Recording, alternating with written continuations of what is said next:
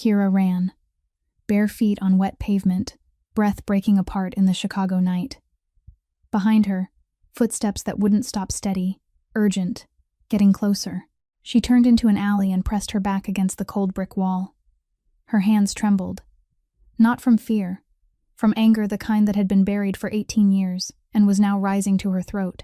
Inside her jacket pocket was a USB drive, small, but enough to bring down an empire. And the person chasing her wasn't a stranger, wasn't a hired killer.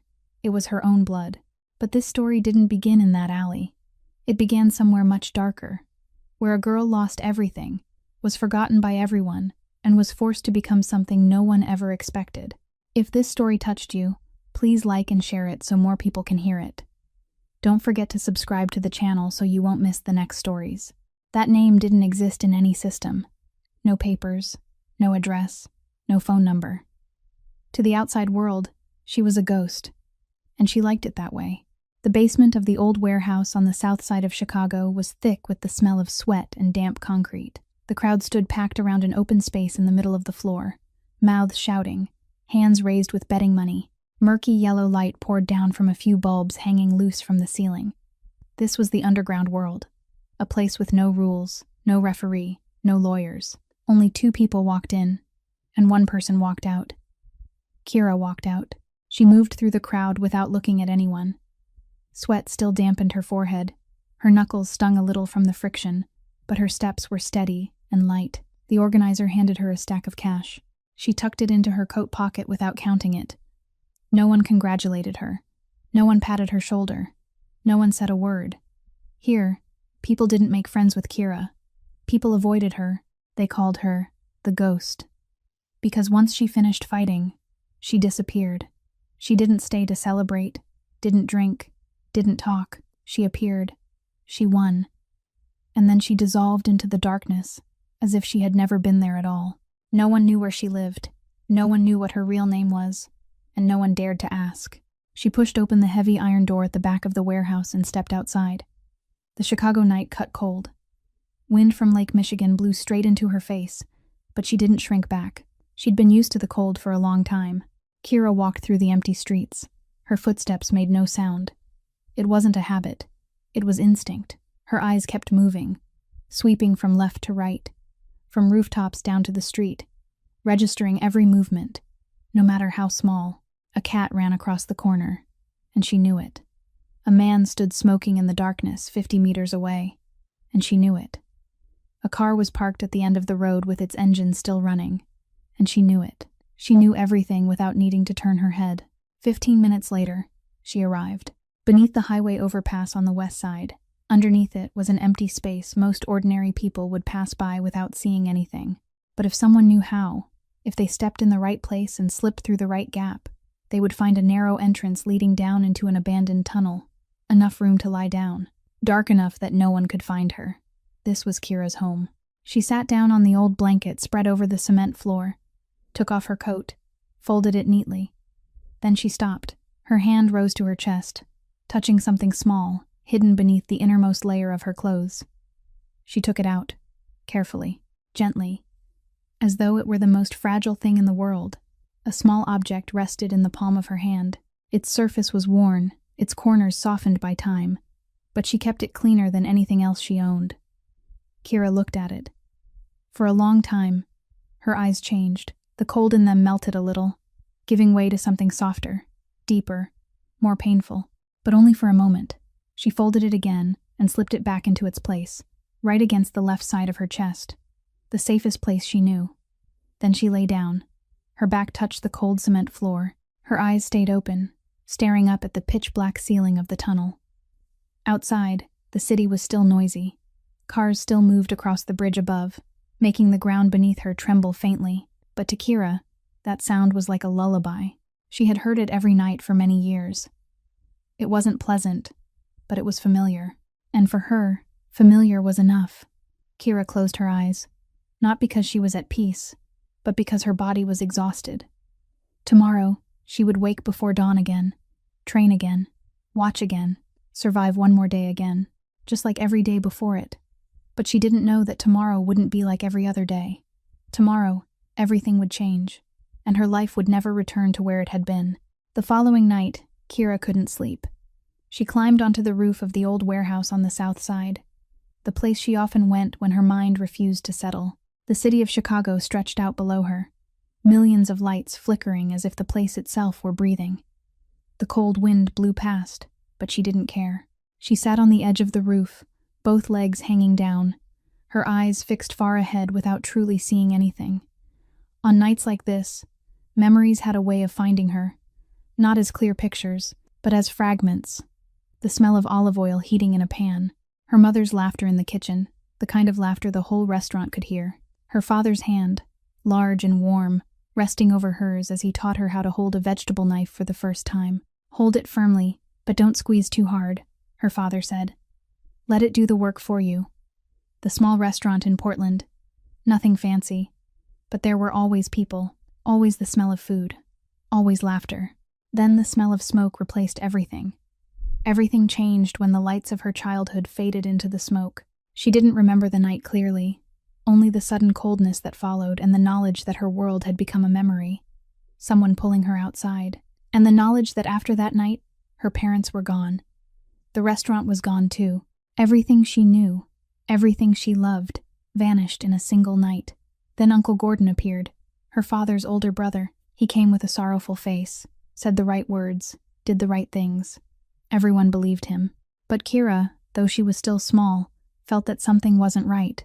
She couldn't name it then, but she could feel it. He wasn't grieving. He was waiting.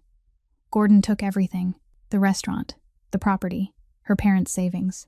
Everything moved into his name so quickly that no one had time to ask questions. And Kira became a traveler of lonely roads, many houses, but no homes, many faces, but no one who truly saw her. She moved through the world like a shadow that didn't yet know where it belonged. When she was old enough, Kira left on her own. She told no one, took nothing with her except the clothes on her body and the small object hidden against her chest. She stepped out onto the streets and never went back. The streets taught her everything no other place had taught her how to read people through their eyes instead of their words, taught her where it was safe to sleep and where she had to stay away, taught her that a stranger's kindness always came with a price, and that the best way to survive was to need no one at all. Then she met him, an older man who lived beneath an overpass, not far from where she slept. He didn't talk much, didn't ask where she came from, didn't ask her name.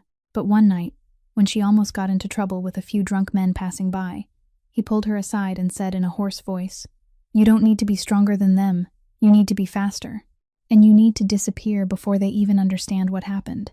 From then on, he taught her, not how to fight. He taught her how to read an opponent before the opponent could read her, how to move without making a sound, how to vanish in a crowd, how to become no one. He died a few months later. One morning, Kira came to his spot and found him lying still. She sat beside him for a long time, didn't cry, just sat there. Then she stood and kept going. After that, Kira entered the underground fights. She lost her first match, lost the second one too. But she didn't stop. She learned more from each defeat than other people learned from 10 victories. And eventually, she stopped losing. From then on, she didn't stop, not because she liked it, but because she didn't know any other way to survive. The wind blew harder across the warehouse roof. Kira pulled her coat tighter around herself. The pieces of memory slowly dissolved, returning her to the present. The city still shone below, and she was still here, alone, as always. 2 nights later, Kira won another fight, faster than usual. This opponent was 1.5 times her size, but he was slow, and slow was something Kira never forgave. She ended it in less than 3 minutes, tucked the money into her coat pocket, walked out the back door of the warehouse, disappeared into the night. Her way back to her tunnel took her through the abandoned industrial district on the west side. The old factories sat motionless in the darkness, with rusted iron doors and stained concrete walls. By day, the place was already empty. By night, it was completely dead. Kira liked passing through here, because there was no one. No lights, no noise, no need to stay alert. Only her footsteps and the sound of wind slipping through the cracks in the doors. But tonight was different. Kira heard it before she saw it, a sound that didn't belong here. Dragging, heavy, as if someone were pulling something weighty across the concrete ground. Then voices, pressed low, trying to stay quiet, but not quiet enough. Her instinct shifted at once into another state. Her shoulders lowered, her steps slowed, her breathing grew shallow. Her eyes swept to the left, where the sound was coming from. She stopped completely, leaned against the corner of a factory wall, hidden in total darkness. From that position she could see clearly. 4 men, dragging a 5th person into a warehouse whose iron door stood slightly open. The 5th person was blindfolded with black cloth, both hands tied behind his back. He tried to keep his balance, but he was constantly yanked forward. His feet scraped over the ground, making the dragging sound Kira had heard. She didn't move. She only watched. The 4 men moved with the coordination of people who had done this many times before. 1 man went ahead to open the door. 2 men dragged the victim. The 4th walked behind them, facing outward, keeping watch. They weren't rushing, but they weren't slow either. They knew what they were doing. Kira held her breath. Her ears caught every broken piece of conversation drifting through the still night. The ransom money has to arrive before noon tomorrow, and if it doesn't, then we finish it before morning. Clean. A low laugh, cold. Then the iron door closed with a long, scraping shriek. Kira stood still in the darkness. Her heart was beating faster than usual, but she controlled it. She could always control it. This wasn't her business. She knew that very well. She didn't know who the person inside that warehouse was. She didn't know him. He had nothing to do with her. She could turn away right now, go back to her tunnel, lie down, sleep, and tomorrow morning, everything would still be the same. Her life would remain what it was. Safe, silent, alone. But her feet didn't move. Something kept her there. Not kindness, not curiosity. Something deeper, older, more painful. She remembered what it felt like to lie alone in the dark as a child, waiting for someone to come, waiting for a hand to pull her out of the place where her old life had ended, waiting for someone to call her name. But no one came. No one had ever come. And now, inside that warehouse, someone else was waiting too. Waiting for someone to come save him. Maybe no one would come for him either. Kira bit her lower lip lightly. Then she breathed out, slow, long. The decision had been made before she had time to think any further. She didn't go home. Instead, she began to move, slowly, silently, circling around to the back of the warehouse. Her footsteps were so light that even the gravel beneath her soles made no sound. She looked for a higher position, climbed onto the low wall of the factory beside it, flattened herself down, and watched from above.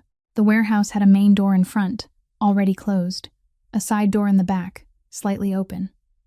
Inside, weak light from a flashlight or an oil lamp spilled through the crack. 4 men, 1 victim, no car outside, which meant they had come on foot or the vehicle had been hidden somewhere else. Kira noted everything, each man's position through the shadows cast on the wall, the distance between the front door and the back door, about 15 meters. The voices told her 1 man was sitting, 2 were standing near the victim, and 1 was guarding the front door. She lay still, counted her breaths, waited. No hurry. She knew rushing was the fastest way to die. The old man beneath the overpass had taught her that. Never act when your enemy is most alert. Wait until they think they're safe. That's when they're weakest. Kira waited. 1 hour passed, then 2. The voices inside the warehouse grew fewer. The light dimmed. 1 of the 4 men yawned. Another sat back against the wall, his head dropping. Kira opened her eyes. Her body wasn't tired at all. The years on the streets had taught her how to wait without losing focus. She slowly slid down from the wall. Her feet touched the ground without a sound. She drew in a long breath. Then she began moving toward the warehouse's back door. The warehouse's back door stood open just wide enough for 1 person to slip through. Kira stopped at the edge of the doorway, her back pressed close to the wall, her ear angled toward the inside, the steady breathing of someone nodding off, the mutter of someone talking on the phone, his voice low and irritated. Weak light from an oil lamp set on the floor threw shadows up the wall. She looked around. About 5 meters from the back door, a short iron rod lay scattered across the concrete floor, probably what was left from old scaffolding. Kira picked it up, heavy enough to fit her hand.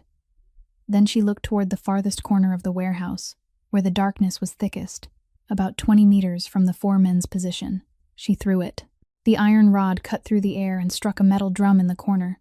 The impact rang out sharply in the enclosed space, bouncing from one wall to the other. Instantly, every movement inside the warehouse changed.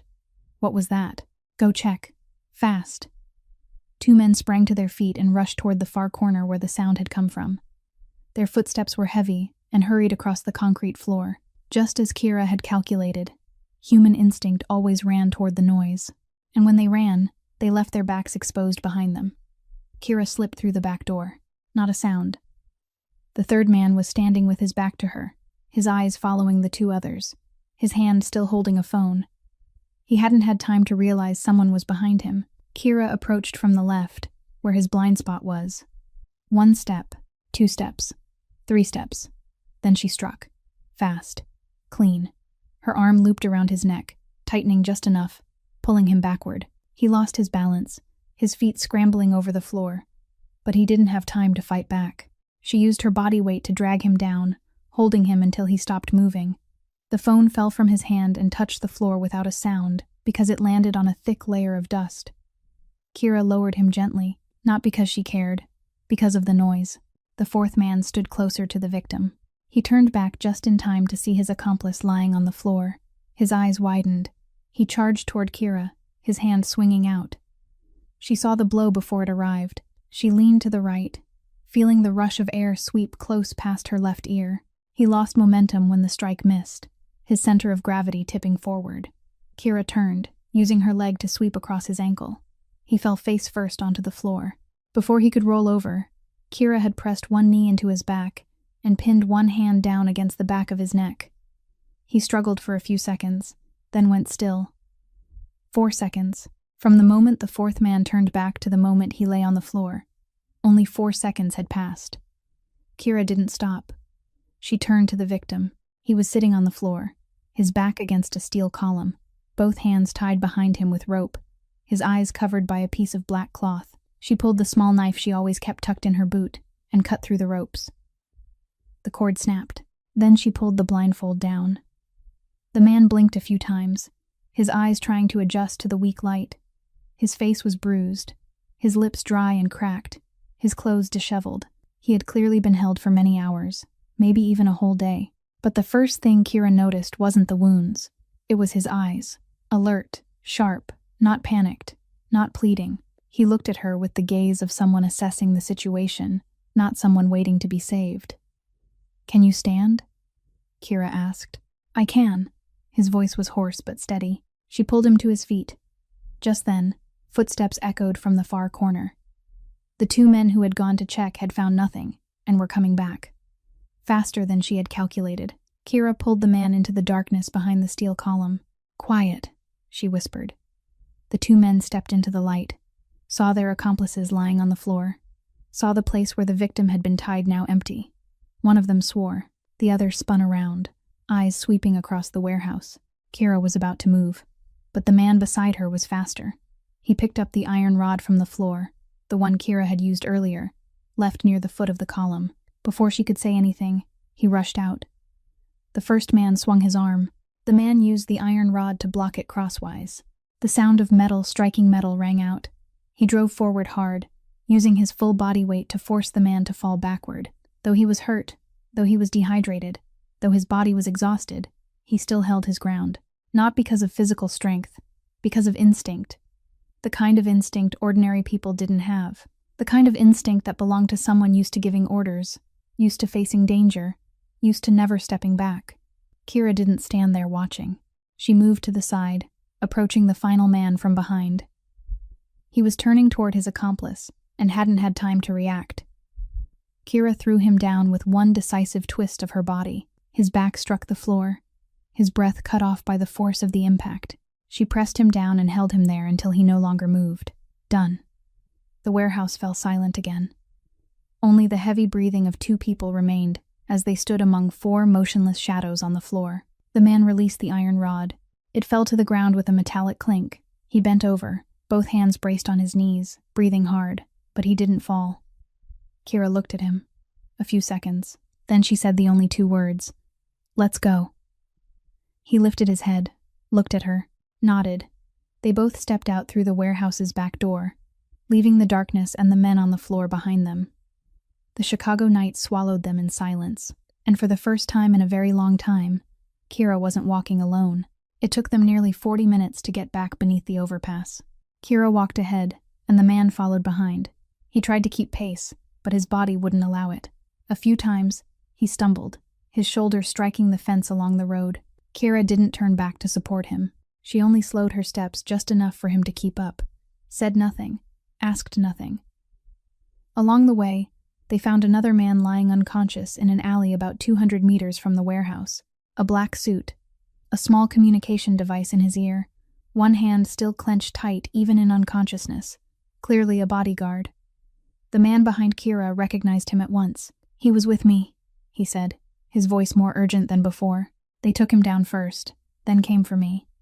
Kira looked at the bodyguard, still breathing, pulse still beating. She pulled one of his arms over her shoulder, while the other man supported the remaining arm. The three of them moved in silence. Slower, heavier, but still moving. When they reached the tunnel, Kira laid the bodyguard down first. He was still unconscious, but his breathing was steadier. She checked him quickly. A bruise at the temple, probably struck from behind. Not much bleeding. She took her stored bottle of clean water, tore a strip of cloth from an old shirt rolled in the corner, soaked it, and wiped the wound. Not gently, but precisely. The man sat down beside the bodyguard, his eyes following every movement Kira made. She felt that gaze, but didn't turn back. After finishing with the bodyguard, she moved on to him. No questions. She simply sat down in front of him, took his hand, and examined the wrists reddened by the rope. Then his face. A bruise on his left cheekbone, his lower lip split, marks around his throat. She cleaned each wound one by one. The cloth touched his skin, and he grimaced slightly, but he didn't pull away, didn't make a sound. Silence stretched on. There was only the sound of water dripping somewhere in the tunnel and the muffled thunder of cars passing over the bridge above. Then he spoke. His voice was hoarse, slow, but clear. "My name is Ronan Calder." Kira didn't look up. Her hand was still cleaning the bruise on his wrist. Not a single reaction. Ronan watched her, waited. A few seconds passed. Nothing happened. She kept doing what she was doing, as if he had just told her the weather would be nice tomorrow. "You don't know that name?" he asked. Kira lifted her head. Her eyes met his directly, flat. Not curious, not impressed, not afraid. "No. Should I?" Ronan looked at her. For a long time, longer than anyone had ever dared to look straight into his eyes without turning away. Then the corner of his mouth lifted slightly, not a smile. Only the sign of something he hadn't felt in a long time. "No, maybe that's better." Kira didn't ask why. She released his hand, set the wet cloth aside, and handed him the bottle of water. "Drink." He drank, slowly, in small sips. His eyes still didn't leave her. There was something about this girl that made him unable to look away. Not because she was beautiful, not because she had just saved his life, but because she needed nothing from him, completely, not even a little. Ronan had met hundreds of people in his life. Partners, rivals, subordinates, enemies. They all wanted something from him. Money, power, protection, a promise, a nod. But the girl sitting in front of him in this dark tunnel beneath the overpass wanted nothing at all. And that was so strange. He didn't know how to react. "Why did you help me?" he asked. Kira was folding the wet cloth again, wringing out the water. She didn't look up. "Because I could." 3 words. No explanation, no philosophy, no emotion. Only 3 words. And they weighed more than any speech Ronan had ever heard. He wanted to ask more, wanted to know who she was, where she lived, why she was alone in the middle of the night and skilled enough to take down 4 men. But he looked at her and understood that she wouldn't answer. Not because she was hiding, because she didn't see the need. Kira stood, walked to the corner of the tunnel, took the only thin blanket she had, brought it over, and laid it beside the bodyguard, who was still unconscious. Then she returned, sat back down in her old spot, and leaned her back against the concrete wall. "Sleep. We'll figure it out in the morning." Ronan looked at her. This girl had given the only blanket she owned to a stranger without hesitation, not because she was generous, but simply because the other man needed it more than she did. And for Kira, that was reason enough. He said nothing more. He lay down, his back touching the cold concrete floor, his eyes closed. But before sleep dragged him under, he heard Kira's steady breathing from the other side of the tunnel. She wasn't asleep. She was keeping watch. For him, for the bodyguard, for two strangers she owed nothing to. And Ronan Calder, the man half of Chicago knew by name, the man no one dared to look directly in the eye, lay in the dark tunnel beneath the overpass and thought only one thing before he slept. This girl, he wouldn't forget this girl. Kira woke while it was still dark. Habit. She opened her eyes and listened before moving. The cars above the bridge still rumbled. The wind still slipped through the cracks of the tunnel, but there was a new sound too. The breathing of two other people. She sat up. Ronan was already awake. He sat with his back against the wall, eyes open, watching her. She didn't know how long he had been awake. The bodyguard beside him had regained consciousness and was trying to sit up, his face twisting with pain. "He needs a hospital," Ronan said. "I know," Kira replied. Ronan reached into the pocket of his suit jacket and pulled out a small device. She recognized it as the tracker sewn into the lining of his jacket, the same kind the other bodyguard wore on his wrist. Ronan pressed a button, said nothing, only pressed it. "My team will come," he said. "Soon." Kira didn't ask what team, how many people, or what they would arrive in. She only nodded, then stood and stepped out of the tunnel. The sky was shifting from black to gray. The city wasn't fully awake yet, but it had begun to stir. 40 minutes later, two large black vehicles stopped beneath the overpass. Not ordinary cars. Dark windows. Bodies heavier than normal, the kind of vehicles ordinary people didn't drive.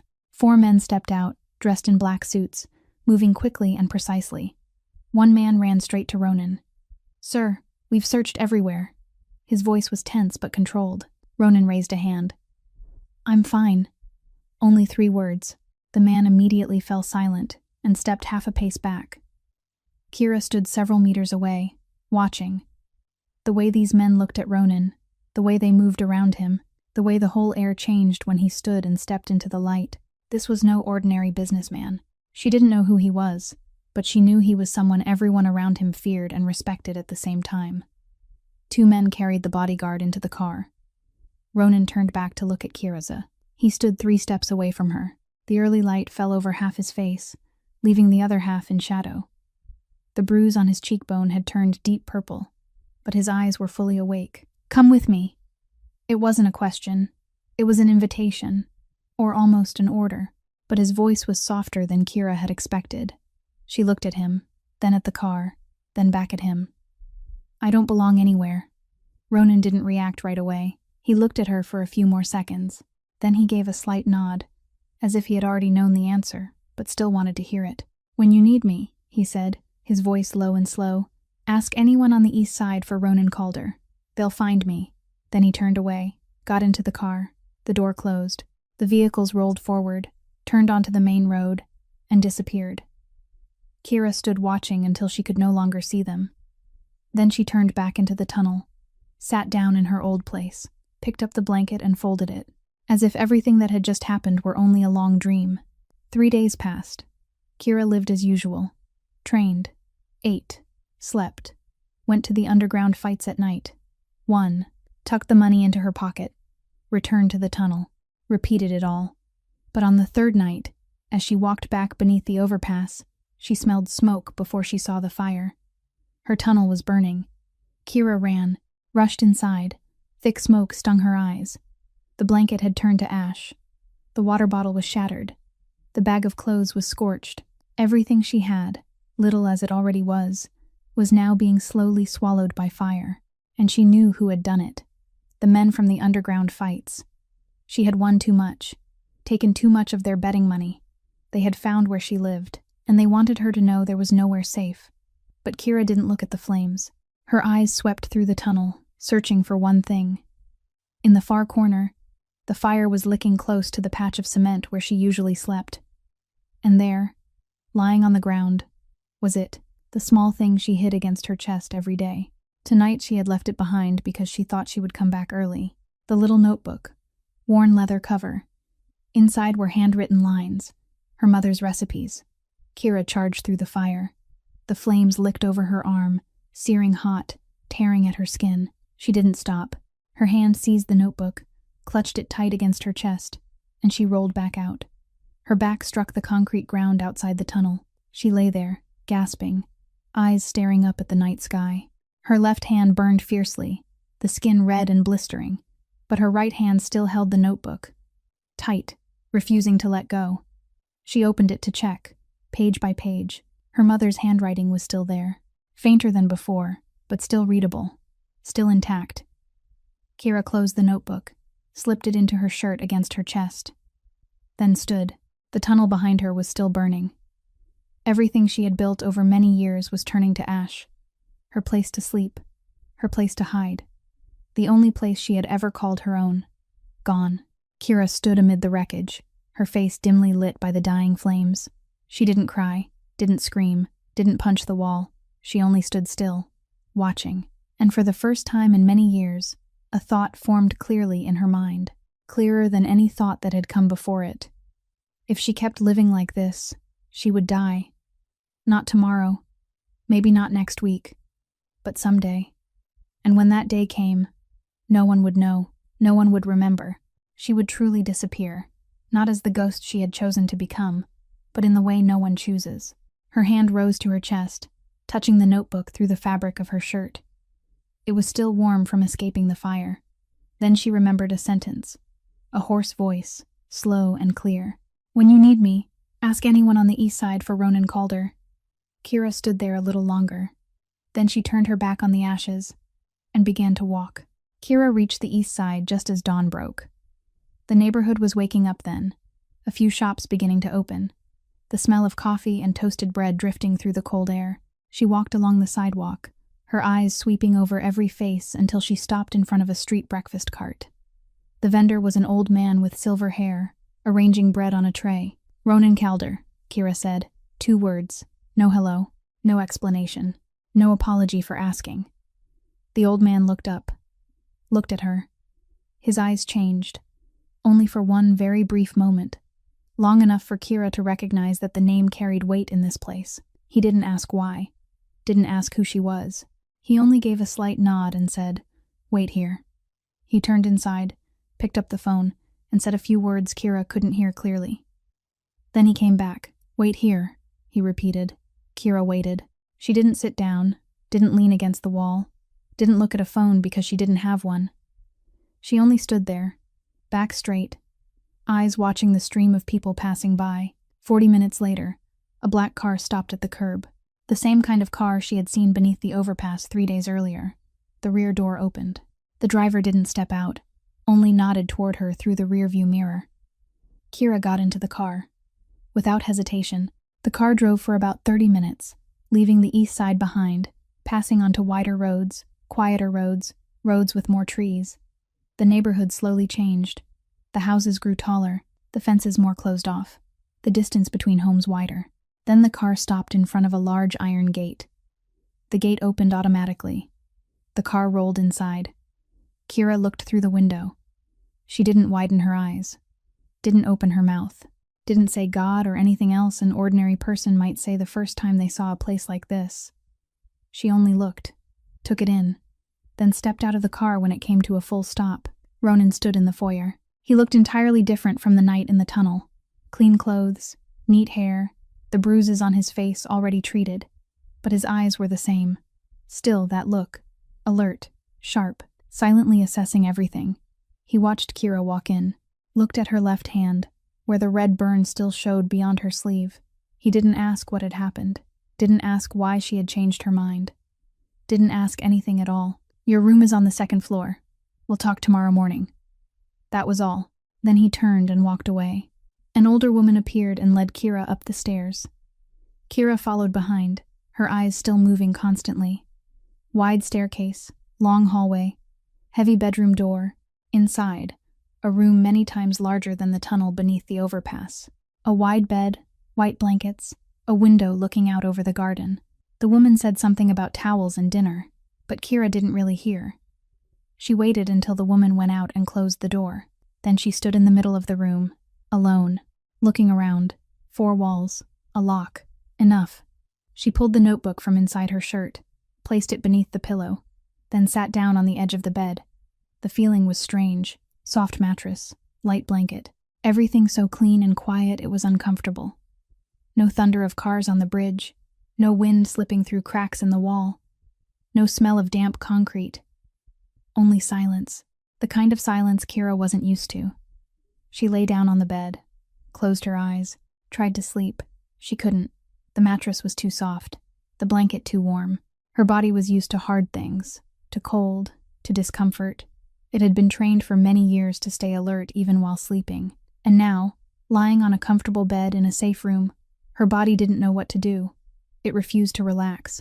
Kira opened her eyes, looked up at the pure white ceiling, lay there for a few more minutes. Then she sat up, pulled the blanket off the bed, and spread it on the floor. The marble floor was icy beneath her back. Familiar. She pulled the pillow down, rested her head on it, and lifted her hand to her chest, touching the notebook beneath the pillow. Still there, still safe. Kira closed her eyes. And this time, on the cold stone floor in the middle of a vast room where anyone else would have slept soundly on the bed, she drifted off, just like every night before, just like always. But not everything was the same, because for the first time in a very long time, when Kira slept, her bedroom door had a lock, and behind that door, in a world she didn't yet understand, there was a man who owed her his life. And he wasn't the kind of man who forgot. 3 days passed, then 4 days, then 5 days. Ronan said nothing more to Kira after that sentence. We'll talk tomorrow morning. But tomorrow morning came and went, and he didn't come for her. Didn't assign her work, didn't explain, didn't mention any plan at all. Kira didn't ask. She understood. This was his world. He had his own way of doing things. And she was new, a stranger who had stepped in from the street. Trust in a place like this wasn't given. It had to be earned. During those days, Kira lived in the mansion like a shadow. She woke before dawn and trained in the yard before anyone else was up. She ate alone in the kitchen, always sitting in a corner where she could see both the doors and the windows. She didn't speak to anyone unless spoken to first, and even then, her answers were only 1 or 2 words. The people who worked in the mansion looked at her with curiosity mixed with caution. Who was this girl? Why had the boss brought her here? But no one dared ask Ronan, and Kira didn't care about their questions. On the afternoon of the 5th day, a man approached her. He sat down beside Kira in the first-floor hallway, his expression relaxed and friendly, the kind of man used to making small talk. He began with a few polite lines. The weather, the food in the kitchen was good today. Whether she was getting used to this place yet, Kira didn't answer. She only sat still, looking straight ahead. Then he changed his tone. Softer, closer, as if sharing a secret.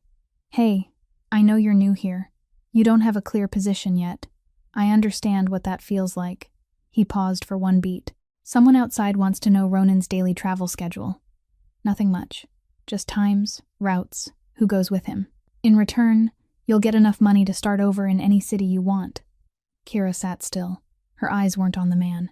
Her eyes were on the corner of the hallway ceiling. There, a small security camera was recording.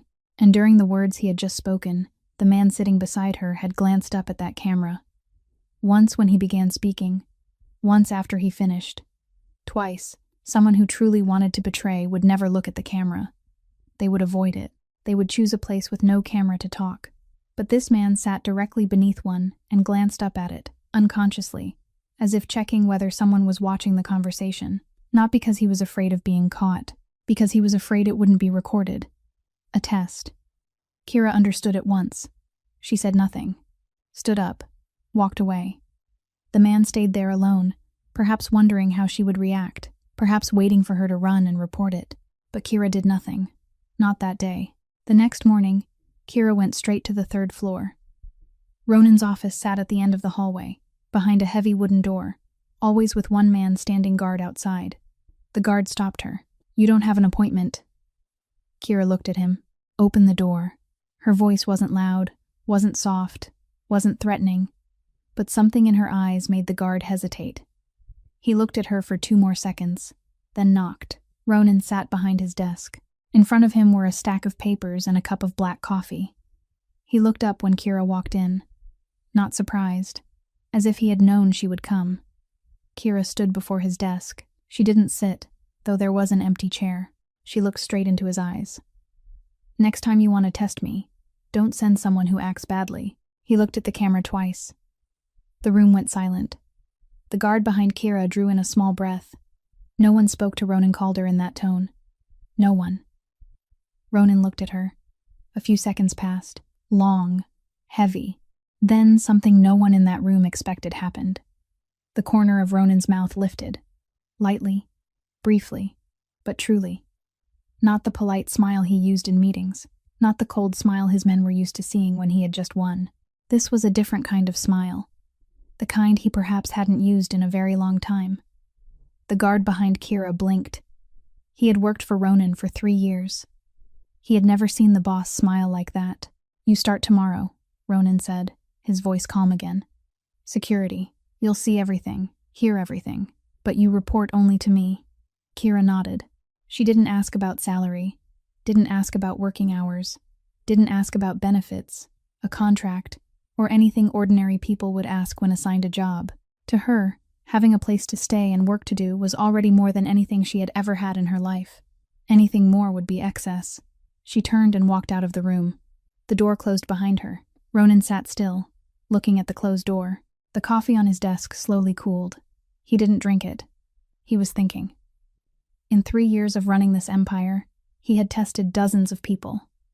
Each person had reacted differently. Some were afraid, some were angry, some pretended not to understand. Some ran to report immediately to gain favor. But no one, not one person, had ever walked straight into his office and told him to his face that his test was too easy. Ronan lifted the cup of coffee, took a sip. It had gone cold, but he didn't notice. This girl was more interesting than he had thought. Kira started working the next day exactly as Ronan had said. Security. She was given an access card to the main building of Calder Industries in downtown Chicago, a 20-story glass tower standing in the financial district. She wasn't formally introduced to anyone. There was no welcome meeting, no one assigned to guide her. Ronan only said one sentence to the security team.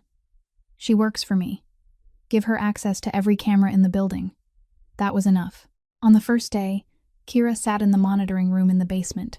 12 screens arranged in 3 rows, each screen divided into 4 camera angles. She didn't speak to the 2 security staff sitting beside her. She only watched.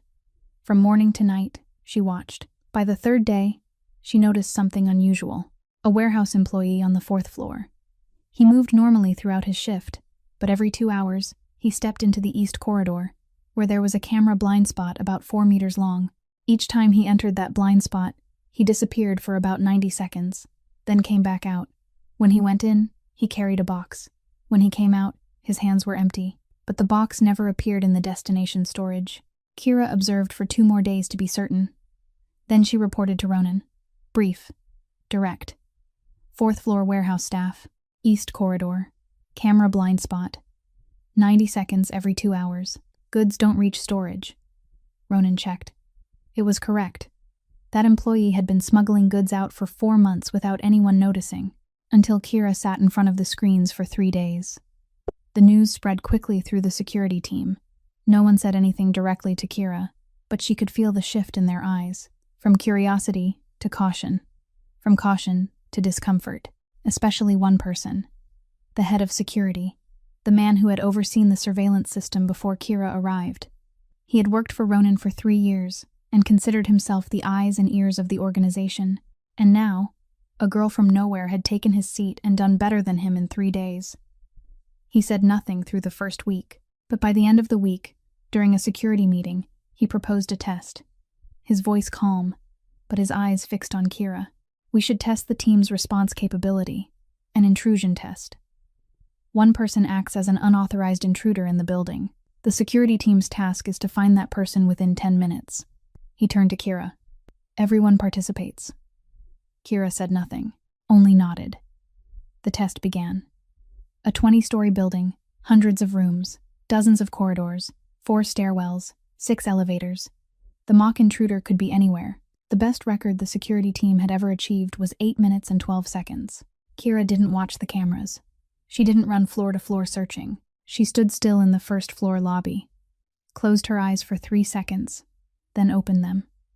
She looked at the elevator panel. The 14th floor had just been selected, but the 14th floor was empty, according to the day's schedule. No meetings, no assigned staff. She stepped into the elevator, pressed 14, went up, walked out into the hallway, turned left, passed 3 doors, stopped at the 4th, opened it. The mock intruder sat inside, not yet settled into position. 4 minutes. Kira returned to the meeting room, sat back down in her seat, didn't say a word. The room was silent. The head of security looked at her, then looked down. No one said anything else. From that day on, no one in the team challenged her again. But the more important event happened at the end of that week. A finance department employee made a serious mistake in a fund transfer, causing the organization to lose a large amount. The news reached Ronan immediately. In the emergency meeting, a senior subordinate made a suggestion without hesitation. "Let me handle this the old way." Everyone in the room understood what that meant. No one objected. This was how things had always worked. Make a mistake, pay the price. Simple. But Kira, standing in the corner of the room as always, spoke. "He made the mistake because the system has a flaw." The entire room turned to look at her. The senior subordinate frowned. "What do you mean?" "I reviewed the transfer process. The 3rd confirmation step is skipped because the software auto-approves when the amount is below a certain threshold. That employee didn't intend to make an error. The system allowed him to." She paused.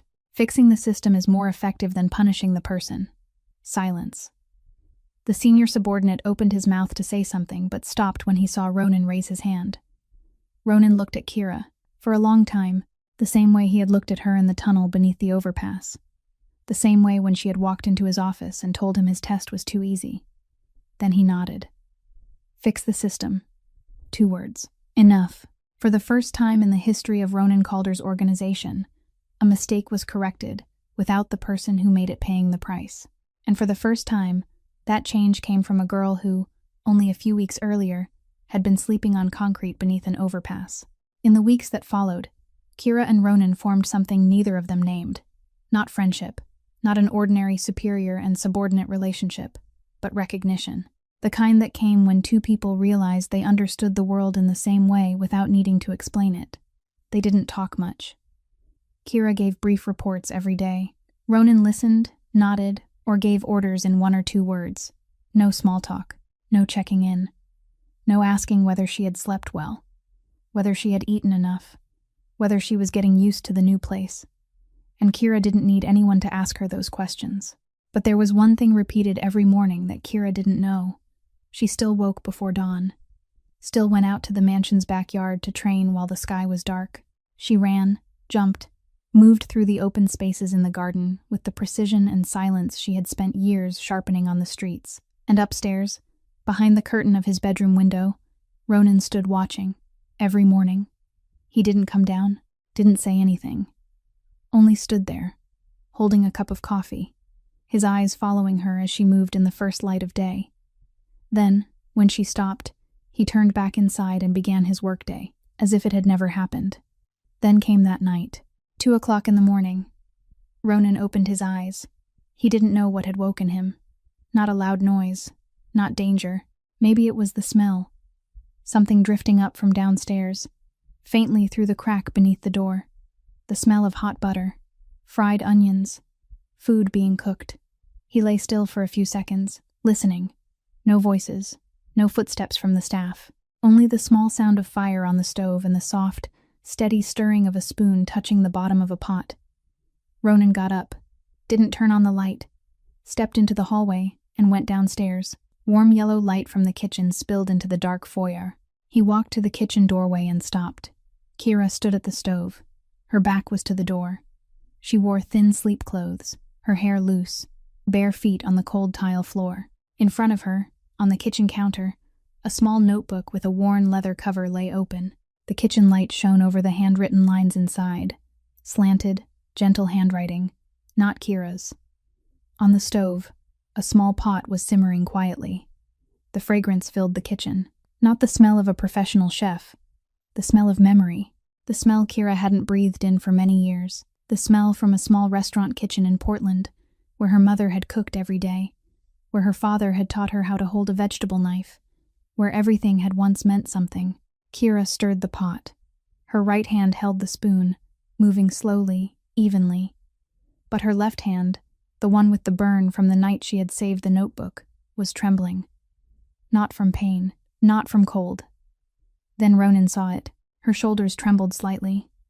Very slightly. If he hadn't looked carefully, he wouldn't have noticed. Her head was bowed a little, and on her cheek, reflected in the yellow light, tears were sliding down. Silently. No sobbing, no shaken breath. Only tears falling while her hand kept stirring. Steady. Without stopping. She was cooking her mother's recipe again. For the first time after all those years on the streets, in the tunnel, in the dark, for the first time, she was standing in a real kitchen, with real ingredients, opening the notebook and following it, and everything she had buried deep for so many years, everything she had thought was dead, was coming back to life in the smell of that food. In each tear that fell, Ronan stood outside the doorway. His hand rested on the frame, but he didn't step through. He looked at her back, watched her shoulders tremble, watched the tears fall onto the counter while she didn't even wipe them away. He didn't go in, not because he didn't want to, because he understood. There were kinds of pain comfort couldn't reach. There were moments when another person's presence, no matter how well meant, would only make the weight heavier. This was Kira's moment alone, hers and her mother's, hers and that notebook. And Ronan, the man half of Chicago, didn't dare look directly in the eye, stood outside the kitchen in his own house at 2 o'clock in the morning, and chose the hardest thing he had ever done. Nothing at all. He stood there, silent, until Kira turned off the stove. Until she wiped her eyes with the back of her hand. Until she closed the notebook, carefully, the way someone might fold the last love letter. Until she tucked the notebook into her shirt, washed the pot, wiped the counter, and left everything as it had been, as if tonight had never happened. Then Ronan went back upstairs, his steps light, not a sound. Before Kira turned toward the door, he had already disappeared into the darkness of the hallway. She didn't know he had been there, and he would never tell her. But that night, when Ronan lay back in bed, eyes on the ceiling in the dark, he thought of one thing. That girl had survived everything. The streets, the underground fights, fire, loneliness. She was stronger than anyone he had ever met. But tonight, for the first time, he had seen what she hid most carefully. She still remembered. She still hurt.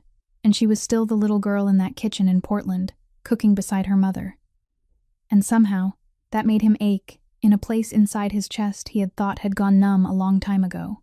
2 weeks after the night in the kitchen, Kira's life inside the mansion and the Calder Industries building had settled into a steady rhythm, training in the morning, working in the monitoring room during the day, returning to her room at night, the notebook under her pillow, sleeping on the floor, repeating it all. She didn't complain, didn't demand, didn't expect anything more. To Kira, having a steady rhythm was already the greatest luxury she had ever known. That afternoon began normally, like every other day. Kira sat in the basement monitoring room, her eyes moving across the 12 camera screens. The lobby, hallways, elevators, conference rooms, storage rooms, parking garage, everything moved with the familiar rhythm of a workday. Employees came and went. Guests arrived for meetings. A delivery truck stopped at the rear gate. Nothing unusual. Then she moved to the camera on the 18th floor, the large conference room. Today there was a high-level meeting with real estate partners. Kira knew because she had checked the meeting schedule that morning, a habit she had formed on her own. On the screen, she saw Ronan sitting at the head of the table. 4 or 5 men in suits sat around him. A secretary was taking notes. Normal. Kira's eyes were moving to another screen when they stopped. Returned to the 18th floor camera. She looked more closely. The man sitting to Ronan's right, 2 seats away. Salt and pepper hair. A broad face. A square chin. Narrow eyes set deep beneath thick brows. His right hand rested on the table, his fingers tapping lightly against the wood, a habit Kira had seen thousands of times when she was little. Her heart beat faster. Her hand tightened around the edge of the desk. Gordon Ashford, her uncle, the man who had taken everything. Kira didn't stand, didn't run out of the room, didn't scream, didn't strike the desk. She sat still, eyes fixed on the screen, her fingers clenched white around the edge of the desk, but her face didn't change. The security employee beside her didn't even notice anything was different. 18 years. Kira looked at that face through the camera screen, and 18 years gathered into a single heartbeat. But she didn't let it pull her away. She breathed, slowly, deeply. Then she began to think. Gordon Ashford was sitting in Ronan Calder's conference room, not a passerby, not someone asking for a meeting. He was seated at the partner table, comfortable, confident, like a man who had sat there many times before. Kira pulled the partner file from the system. Gordon Ashford, chairman of Ashford Group, a real estate company, strategic partner of Calder Industries in 3 major projects across Chicago and the surrounding area. Partnership began 14 months ago. 14 months. Gordon had been in Ronan's orbit for more than a year without Kira knowing. But now she knew. And she knew one more thing. Gordon Ashford had left Portland with his brother's assets. He had used that money to build a real estate company. And now he was sitting beside Ronan, dealing with Ronan, inside Ronan's system. This wasn't coincidence. Gordon hadn't come here because of real estate. He had come because he needed a place to move money through legal transactions. And Ronan's organization, with dozens of real estate projects spread across Chicago, was the perfect place. Then Kira's eyes moved to the man sitting beside Gordon. Younger. About 30 years old. A long face, straight nose, hair neatly combed to one side. He wore a dark blue suit, sat with his back straight, and took notes in a notebook. Polite gestures. Professional. But his eyes, whenever Ronan spoke, weren't on the documents. His eyes were on Ronan, assessing, measuring. Kira pulled the file. Trent Ashford, Gordon's son, senior project manager at Calder Industries. Hired 11 months ago, 3 months after Gordon became a partner. The second piece. Kira leaned back in her chair. Her eyes left the screen and stared straight at the wall in front of her. Her mind was arranging everything. Gordon had used stolen money to build a company. Used the company to approach Ronan. Used Trent as a piece planted inside the organization. The purpose still wasn't clear, but Kira knew one thing for certain. Wherever Gordon Ashford appeared, someone there would lose something. She needed to find out what he wanted from Ronan, and she needed to do it without letting anyone know who she was. Because if Gordon recognized the niece he had left behind years ago, now sitting in the security monitoring room of his own partner, everything would change. And not in a good way. Kira lifted her hand to her chest, touched the notebook through the fabric of her shirt. Still there. Everything her mother had left behind was still there. And now, the man who had burned everything else was sitting on the 18th floor, 10 floors above her. Kira lowered her hand, turned back to the screen, continued working, her face unchanged, her hands steady. But inside her, something had shifted. She was no longer only Ronan Calder's security employee.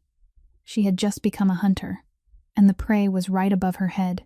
From that day on, Kira changed her work schedule without telling anyone. During the day, she still sat in the monitoring room as usual. But at night, when the building was almost empty, she came back, alone. In the monitoring room, there was no one but her, and the 12 screens glowing faintly in the darkness. She watched Gordon and Trent. The first night, nothing happened. The second night was the same, but on the third night, at 11:47, the basement camera captured Gordon stepping out of the rear elevator. 3 minutes later, Trent appeared from the stairwell. The two of them met in the old records storage area, a corner of the basement that people rarely passed through even during the day. And at night, it was completely deserted. No meeting scheduled. No legitimate reason for either of them to be there at that hour. Kira noted it. No reaction. Only noted it. On the 5th night, they met again. Same place, same time. This time, longer. About 20 minutes. The basement camera had video but no sound. Kira looked closely. Gordon spoke. Trent listened. Now and then, Trent nodded. Now and then, he shook his head. Gordon pointed a great deal, his face tense. This wasn't a normal father and son conversation. This was a meeting. On the 7th night, the 3rd time, Kira was ready. She zoomed in on the camera, adjusted the brightness, and began reading lips. She wasn't a professional lip reader, but the streets had taught her to read people from every angle, even when they weren't speaking to her. She focused on Gordon's mouth. Slowly, one word at a time. Phase 2. Clear. 2 words his mouth formed 3 times during the meeting. Then Trent spoke. She could read a few phrases. This time, leave nothing behind. And then, clearest of all, control the corporation. Kira leaned back. Her eyes left the screen and looked into the darkness of the monitoring room. Phase 2. That meant there had been a Phase 1. This time, leave nothing behind. That meant last time, something had been left behind. Control the corporation. That meant the final target was Calder Industries. Ronan. And last time, something had been left behind. Kira understood at once. The kidnapping. The night in the industrial district. 4 men. Ronan blindfolded, his hands tied. That hadn't been some random act by street criminals. That had been Phase 1. Staged by Gordon and Trent. And something had been left behind because Kira had appeared. The pieces were falling into place faster now. But Kira needed more. She needed proof, not guesses. She moved into the internal computer system. With the security access Ronan had given her, she could view the login history of every computer in the building. She found the computer Gordon usually used when he came for meetings, the one in the partner room on the 18th floor. The login history showed Gordon hadn't used that computer only for current work. He had accessed the old financial system, transaction records from many years earlier, files an ordinary partner had no reason to open. Kira opened each file, read each line. Most of it was real estate transactions, contracts, invoices, nothing unusual. Until she opened a personal transaction file Gordon had accessed 3 weeks earlier. Inside it was a large money transfer. The recipient had no name, only an overseas account number. The transfer date, Kira read it twice to be sure. The money had been sent exactly 2 weeks before the fire at her parents' restaurant, 18 years ago. Kira's hand stopped on the keyboard. She looked at the date on the screen, then looked again, then looked one more time, as if she were waiting for it to change. But it didn't change. That date lay still on the screen, glowing in the darkness, and it told her everything she needed to know. The fire hadn't been an accident. Gordon hadn't simply come after the fire to take the property. He had arranged the fire. The money sent 2 weeks before had been payment to the person who carried it out. Her parents hadn't died because of bad luck. They had died because Gordon wanted what they had, and he had been willing to kill his own brother to take it. Kira sat still. The monitoring room was dark. 12 screens flickered around her, but she saw nothing. She didn't cry, didn't tremble, didn't strike the desk. She only sat there, back straight, hands resting on the keyboard, eyes on the screen without truly seeing it, and breathed. Slowly, deeply, one breath at a time. Something inside her chest changed. Not breaking, not burning, freezing, completely. As if every feeling she had ever had, the pain, the anger, the longing, all of it had been pressed into one cold, solid mass and sunk to the deepest place inside her. She felt nothing anymore, only clarity, a terrifying kind of clarity. Kira took a USB drive from the pocket of her coat, plugged it into the computer, copied the entire transaction file, copied Gordon's access history, copied the camera footage from the 3 nights they had met in the basement. All of it. Everything. The progress bar moved across the screen. 10%, 30, 50, 70, 100. Kira pulled out the USB drive. Small, fitting neatly in her palm, lighter than a lighter, but inside it was enough evidence to destroy Gordon Ashford, destroy Trent, and perhaps destroy the entire structure of the empire Ronan had built. She slipped the USB drive into her coat pocket, the same pocket where, on the first night of this story, she had tucked her money before running through the Chicago night. Kira turned off the screen, stood, walked out of the monitoring room. Outside, the basement hallway was dark and silent. Her footsteps echoed lightly on the concrete floor. She knew she needed to tell Ronan, needed to give him this USB drive, needed to let him know that the partner he trusted was planning to destroy him. But she also knew something else. This USB drive wasn't only evidence of the plot against Ronan, it was evidence of her parents' deaths. And once she brought it into the light, everything would change. All of it. No going back. Kira stepped into the elevator, pressed the 2nd floor, returned to her room, placed the USB drive beneath her pillow, beside the notebook, the 2 smallest things she owned. One held her mother's memory, one held the truth about her mother's death. She lay down on the floor, closed her eyes, but tonight she couldn't sleep. Not because the floor was hard, because for the first time in her life, she knew the truth, and the truth was heavier than anything she had ever carried. The next morning, Kira planned to find Ronan. She needed to hand him the USB before Gordon and Trent could carry out their next move. But before she could leave the monitoring room, the internal phone on the desk rang. Trent's voice came through the line. Calm, polite, as always. Kira, can you come up to the conference room on the 15th floor? There's something we need to discuss. His tone held nothing unusual.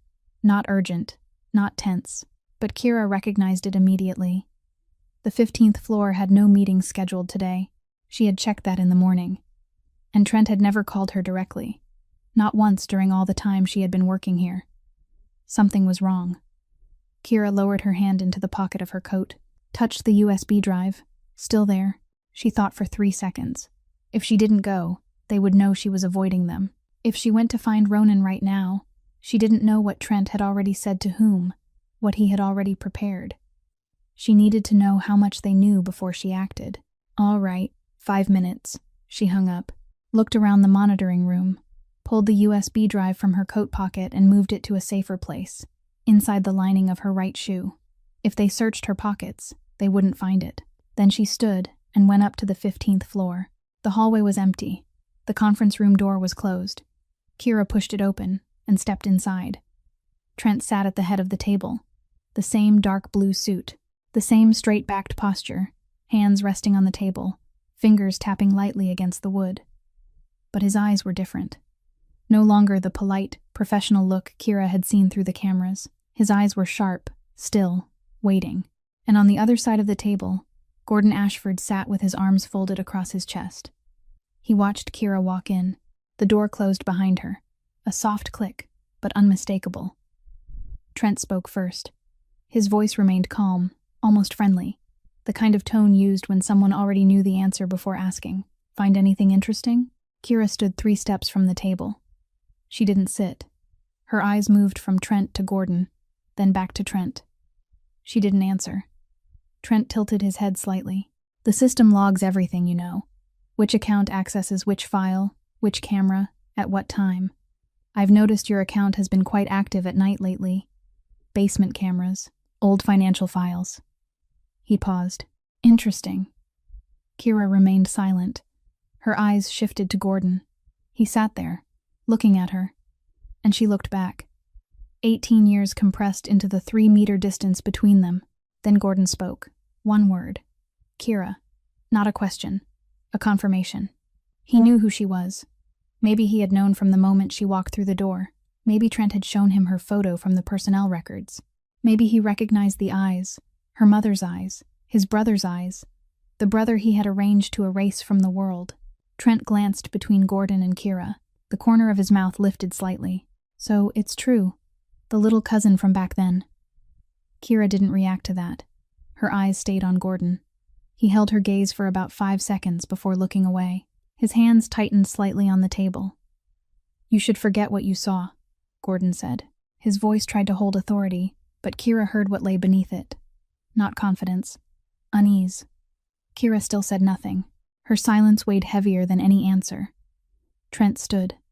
Slowly, walked around the table, stopping closer to Kira. He folded his arms and tilted his head, studying her as if weighing his next move. All right, let's do this, he said. His tone shifted, still calm, but sharper. You have 2 options. 1, you forget everything you saw. You return anything you've copied, and life goes on as usual. 2, he paused, looking directly into Kira's eyes. If you don't cooperate, Ronan will receive information that you're a spy planted inside the organization. A street nobody with no background, suddenly appearing and being placed directly into the security system by the boss. His voice dropped. What do you think a man like Ronan would do with that? The sentence settled in the room like a timed bomb. Kira looked at Trent, then at Gordon, then down at the floor, not out of fear, because she was calculating. How much did Ronan trust her? He had given her access to security. He had smiled when she exposed his test. He had nodded when she suggested fixing the system instead of punishing the employee. But trust? Real trust? Kira wasn't sure. She had been here only a few weeks. She had appeared out of nowhere, with no papers, no background, no past that could be verified.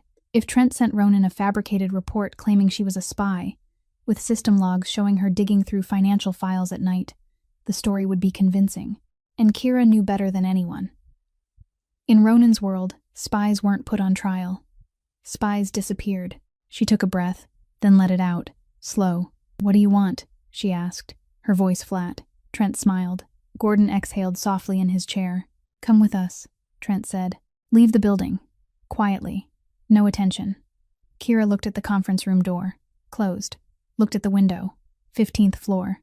Looked at Trent. Looked at Gordon. Calculating. If she resisted now, inside Ronan's building, without clear proof of who was right, she would lose. Trent would activate his accusation.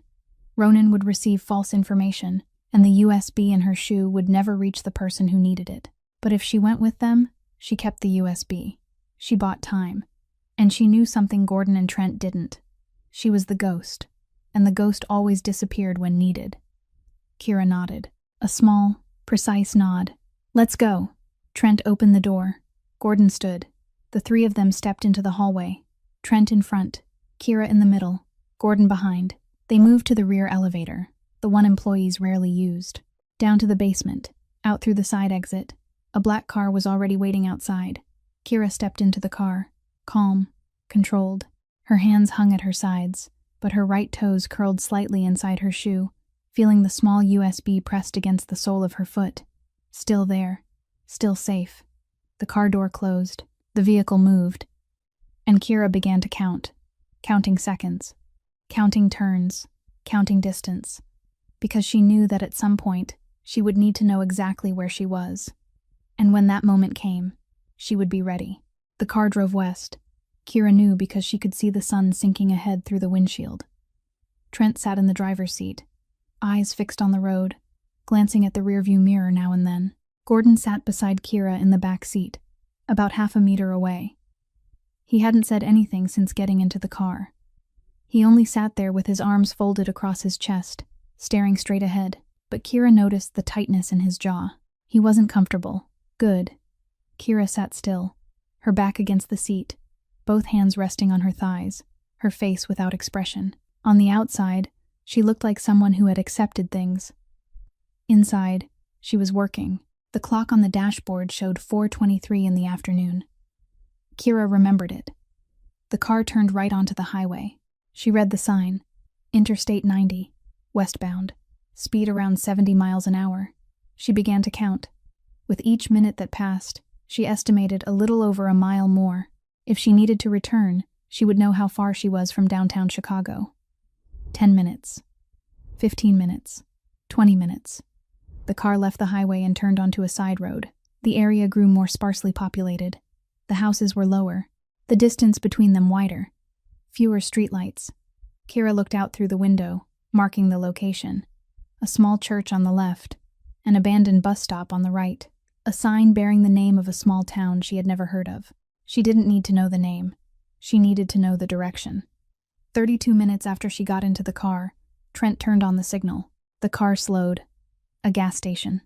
Small, sitting at the fork of a deserted road. 2 pumps, a lit convenience store, an empty parking lot behind it, and most importantly, thick darkness right behind the store building, where the lights couldn't reach. Kira saw all of it in less than 2 seconds. Her instinct had finished scanning before the car had fully stopped. Trent turned off the engine. "Gas," he said curtly, then opened the door and stepped out. Gordon remained seated for a few more seconds, looking at Kira. "Don't think about anything you shouldn't," he said. Then he opened the door, stepped out, took out his phone, and walked toward the back of the car, beginning to call someone. His voice grew smaller as he moved farther away.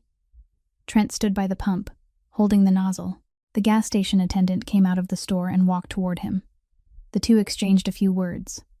Trent's back was turned to the car. Gordon stood about 10 meters from the vehicle, his back to her, the phone pressed to his ear. Kira counted. 1, 2, 3. Her right hand reached toward the door on the opposite side, the side where no one stood. Her fingers found the handle, pulled gently, softer than a breath. The door opened a few centimeters, just wide enough that the gas station light wouldn't slip inside and create a change in brightness someone outside might notice. Kira slid across. Slowly, without a sound, her body slipped through the gap like water passing through stone. Her foot touched the ground outside. She crouched, lowering her center of gravity beneath the line of the car window. Then she pushed the door shut, gently. Just enough for the latch to catch. Not enough to make a click someone 10 meters away could hear. She was out of the car. Kira didn't stand. She moved close to the ground, slipping through the darkness between the car and the pump on the other side. 4 steps. 5 steps. 6 steps. The darkness behind the convenience store swallowed her. She rose, pressed her back against the wall, and looked back once. Trent was still talking to the attendant. Gordon was still holding the phone. No one had turned toward the car. Kira turned and ran. Not in panic. She ran like the ghost. Fast but light. Her feet touched the ground on the balls of her feet, never letting her heels strike down and make sound. She ran through the parking lot, crossed an open stretch of land, and vanished into the trees behind the gas station. Within 15 seconds, she was more than 50 meters from the car, in total darkness. Behind her, Gordon ended his call, turned back to the car, opened the rear door. Empty seat. Where is she? His voice broke through the quiet of the gas station. Trent turned, looked into the car. His eyes widened. He ran around to the other side. The door there was shut tight. No trace, no direction of escape, nothing at all. "Find her," Gordon shouted. "But find her where?" Darkness surrounded the gas station in every direction. No lights, no cameras, no footsteps. Kira had disappeared, exactly the way she always did. No fight, no noise, nothing left behind. Only the empty space where she had been sitting, and the silence where she had been.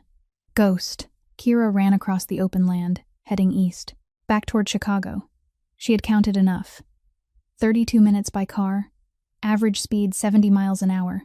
She was about 35 miles from downtown, too far to run, but she remembered the abandoned bus stop she had seen on the way there. The bus stop was abandoned, but the road still had traffic. She walked 20 minutes to the main road. A truck passed. She raised her hand. It stopped. She climbed into the cab. The driver asked where she was going. "Downtown Chicago." The driver looked at her for 1 second, then nodded. The truck rolled forward. 40 minutes later, Kira stood at the edge of downtown Chicago. Streetlights blazed, pedestrians everywhere, traffic loud around her. She stepped down from the truck, thanked the driver with a nod, and blended into the crowd. She didn't return to the mansion. That would be the first place they looked. She didn't return to the Calder Industries building. Trent had access there. She didn't contact Ronan either. Not yet. She needed to know for certain that when she brought the USB forward, everything would be perfect. No mistakes. No being stopped halfway. Kira walked into downtown. The crowd was thick. Neon lights reflected on the wet road. She pulled the hood of her coat up and lowered her head slightly, becoming one nameless face among thousands of other nameless faces. No one looked at her. No one remembered her, exactly as she wanted. But Trent wasn't someone who gave up easily. He knew Kira would return to Chicago. He knew she didn't have much money, didn't have a phone, didn't have anywhere to go, and he had something Kira didn't. Access to the city's traffic camera system through connections at City Hall that Gordon had built over many years. Trent drove back to Chicago, opened his laptop, began scanning traffic cameras area by area. He knew her face. He knew the way she walked. And he knew that no matter how good Kira was at disappearing, cameras didn't sleep. The hunt began. Kira kept moving for 2 hours. She didn't stay anywhere too long. She passed through the Magnificent Mile while it was crowded, slipped into a shopping mall, came out through the back entrance, crossed 3 streets, then turned into a residential area farther south. She changed direction constantly, never moving in a straight line, never repeating the same route. But she knew she couldn't keep running forever. She needed a place to stop, somewhere hidden enough to contact Ronan without being found. She found an abandoned parking garage in the South Loop. The top level was empty, with no cars and no working cameras. She climbed up through the rear stairwell, sat down in the corner against a concrete wall, and leaned her back against a pillar. From there, she could see both the stairway entrance and the ramp where cars came up and down. If anyone came, she would see them before they saw her. She took off her right shoe, pulled the USB drive from the lining, looked at it lying in her palm, tiny beneath the streetlight shining in from far away. Then she slipped it into the inner pocket of her coat and zipped it shut. She needed to find a way to contact Ronan, but she had no phone, no money. Didn't know anyone in Ronan's organization she could trust besides Ronan himself. She needed to think longer. She needed time. But time didn't wait for her. Footsteps on concrete, light but steady, coming from the stairwell. Kira stood at once, her back pressed to the pillar, eyes fixed toward the sound. Trent stepped out from the darkness at the top of the stairs, alone. His suit jacket was gone, leaving only a white shirt with the sleeves rolled up. His hair had come slightly loose. His eyes swept across the empty garage until they stopped on Kira. He didn't rush. He walked slowly, confidently, as if he had known she was here before he ever climbed the stairs. "Traffic camera at the corner of Clark and 18th, he said, his voice gentle. "You're very good at blending into a crowd, but you forgot that you walk differently from everyone else. You walk without making sound. No one walks like that. All I had to do was filter the footage for pedestrians who didn't create normal movement fluctuation in the motion analysis system." He stopped about 7 meters from her. "Technology. Not as romantic as instinct, but more effective." Kira didn't answer. Her eyes measured the distance. 7 meters. 2 concrete pillars between them. One exit toward the ramp, one exit toward the stairs. But Trent was blocking that. Trent took one more step. "You can't run forever." Kira looked at him. Directly. Without blinking. "I'm not running. I'm waiting." Trent tilted his head. Waiting for whom? Kira didn't answer. She didn't need to. That sentence wasn't for him. It was for herself. Because from the moment she sat down in that corner of the parking garage, she had known. This wasn't a hiding place. This was the place she had chosen. If Trent found her, good. She wanted this to end. Trent understood she wasn't planning to run anymore. He took a breath. Then he charged. Fast. Kira had to admit he was faster than she had expected. His first step had already cut the distance to 4 meters. The second, 3. His hand swung toward her face. Kira leaned left. His strike swept past her right ear, the wind cutting faintly through her hair. She turned and drove her elbow into his ribs. Hit! He bent slightly but didn't fall. Faster than she calculated, he twisted back, his left hand swinging in return. Kira raised her arm to block, the force of impact traveling down into her shoulder. Strong. Stronger than he looked. The two of them fought across the concrete floor. Trent attacked continuously, never giving her distance. He knew how to fight. Not street fighting, trained fighting, technique, rhythm. Kira blocked, dodged, struck back, but he wasn't easy to take down. Each time she pushed him away, he came in again. They struggled. Kira was shoved into a concrete pillar, her back hitting hard. Her breath broke for one beat. Trent pressed close, his forearm across her throat, not choking, but enough to hold her in place. Then he spoke. Between quick breaths, his voice still held that hateful calm. "You know, your father caused that fire himself." Kira went still, 1/10 of a second, but enough for Trent to realize he had touched the right place. He owed money, owed a lot of people. The restaurant was dying. He continued, his voice lower now, closer. He burned the restaurant himself for the insurance. My father only cleaned up what was left. The words twisted into the deepest place inside Kira, the place she thought had frozen completely after the night in the monitoring room. Her father had caused it? Her father had killed her mother? Her father had destroyed everything for insurance money? 1 second. For exactly 1 second. She stopped. Her eyes blurred, her hands loosened. Then she remembered. The computer screen in the monitoring room. The financial transaction file. The large sum of money transferred from Gordon's account to an unknown recipient. 2 weeks before the fire. The money had come from Gordon, not from her father. Gordon had paid someone before the fire happened.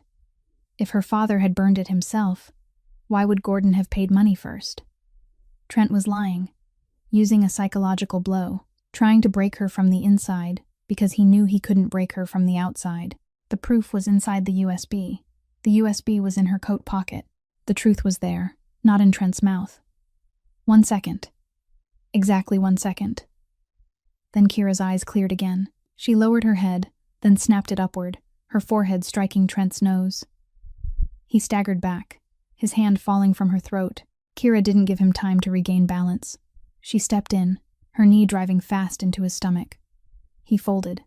She turned, her elbow dropping hard between his shoulder blades. Trent hit the concrete floor, tried to push himself up. Kira planted her foot on his back, pressed down. Done. Trent lay face down on the floor, gasping. He didn't move anymore. Not because he had no strength left, because he understood that if he tried to stand again, the next time would be worse.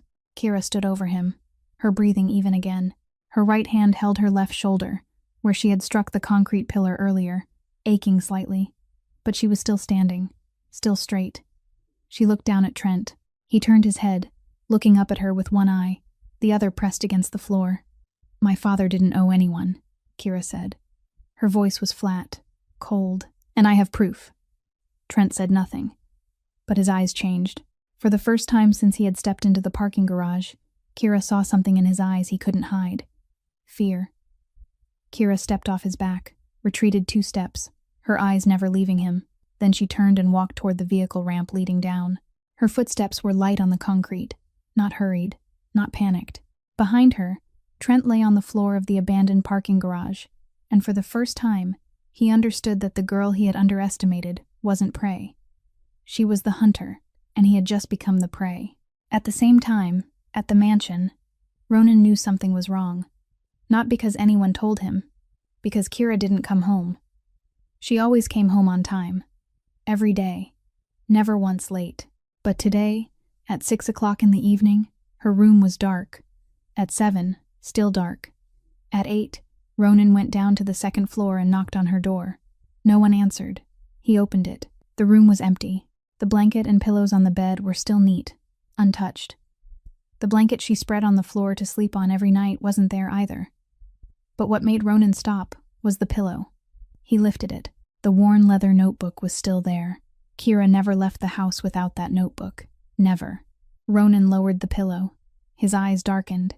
He returned to his 3rd-floor office, opened the Calder Industries building security system remotely, checked the access logs, Kira's account, most recent activity, accessing the basement cameras, several nights in a row, accessing the old financial system, opening Gordon Ashford's personal transaction file, then a large amount of data copied to an external device, a USB drive. Ronan sat back in his chair, scrolled farther. The system log showed Trent Ashford's account had checked Kira's access history early that morning. 4 hours later, the 15th floor hallway camera recorded 3 people entering the conference room. Trent, Kira, and a 3rd person, Gordon Ashford. 12 minutes later, the 3 of them left the room, went to the rear elevator, down to the basement, out through the side gate. The parking lot camera recorded a black car leaving at 4:38 in the afternoon. Kira was in the back seat. Ronan rewound the 3-second footage, looked carefully. Kira got into the car calmly. She wasn't dragged, wasn't forced by violence, but her eyes, in the brief moment she looked up before the door closed, Ronan saw it. Those weren't the eyes of someone who had accepted her fate. They were the eyes of someone calculating. He understood at once, all of it. Gordon and Trent weren't partners. They were enemies. The kidnapping that night in the industrial district. The 4 men. The bodyguard taken down first. None of it had been random. Gordon and Trent had staged it. And now, Kira had discovered them, and they were trying to deal with her. Ronan picked up the phone. 3 calls. 3 minutes. The first call, the search team. Find Kira Ashford. Right now. Check traffic cameras along the entire route from the building west on Interstate 90. Find the black car that left the side gate at 4:38. The second call. The operations team. Gordon Ashford and Trent Ashford. Find them and hold them. Don't lose them. The third call. His private lawyer. Prepare a file for the FBI. I'll send evidence within 2 hours. Charges. Kidnapping. Financial fraud. And conspiracy to seize corporate assets. Ronan hung up. Stood. Put on his coat. Walked out the door. The cars were ready in the foyer. 3 black vehicles. 12 men. Ronan got into the first car. Said nothing more. The vehicles rolled out. 47 minutes later, the search team identified the location. An abandoned parking garage in the South Loop. The nearest traffic camera had captured Kira walking into the garage 23 minutes earlier. She hadn't been seen leaving. Ronan's car stopped at the base of the parking garage. He stepped out. The team followed. They took the stairwell, fast and silent. Up to the 2nd floor. 3rd floor. Up to the top level. Ronan stepped out onto the empty concrete floor and saw her. Kira stood about 15 meters away, back straight, coat rumpled, hair loosened, a scrape on her left cheekbone, her right hand bruised, holding her left shoulder, but she was standing, straight, and her eyes were clear. Behind her, on the concrete floor, Trent Ashford lay face down, not moving. Kira's eyes met Ronan's across the 15 meters between them. No one said anything. No waving, no calling names, no running toward each other, only looking. And in that look, between the empty concrete floor and the Chicago night wind, everything that needed to be said had been said. I know. I'm here now. You're all right. Ronan gave a slight nod. Kira nodded back. That was all. The team moved forward, restrained Trent, pulled him to his feet, and took him to the car. At the same time, Ronan's phone rang. The second team reported. Gordon Ashford had been captured at the suburban gas station and was being brought to the meeting point. Ronan ordered both of them taken to the warehouse on the east side, the place he controlled completely, the place where the FBI would come to take custody once the lawyer completed the file. But before that, Ronan wanted to see Gordon. Alone. 20 minutes later, Ronan stood inside the warehouse. Gordon sat on a chair, his hands held behind him by two subordinates. His face looked pale beneath the neon lights. Sweat dotted his forehead. His eyes watched Ronan enter and tried to hold calm, but his body betrayed him. His shoulders drew inward. His legs pressed together. Ronan stopped in front of Gordon, one step away. He didn't shout, didn't threaten, didn't raise a hand. He didn't need to. He only stood there, looking down at the man who had dared touch his organization, who had dared plot to destroy the empire he had built, who had dared plant his son inside it, and worst of all, who had dared touch her. Ronan bent down, lowered his voice, low enough that only the two of them could hear. No one else in the warehouse caught a single word. You touched the one person I'll never allow anyone to touch. One sentence. 17 words, not loud, not angry, not threatening, but Ronan's voice when he said it was so cold that the air between them seemed to freeze. Gordon looked into Ronan's eyes, and for the first time in his life, he understood what fear was. Not fear of being beaten, not fear of losing money, a deeper kind of fear, the fear of realizing he had chosen the wrong enemy, completely, irreparably. Ronan straightened, turned away, walked out of the warehouse, without looking back. Behind him, Gordon sat in the chair, and for the first time in 18 years since he had taken everything from his brother's family, he trembled. Ronan found Kira outside the warehouse.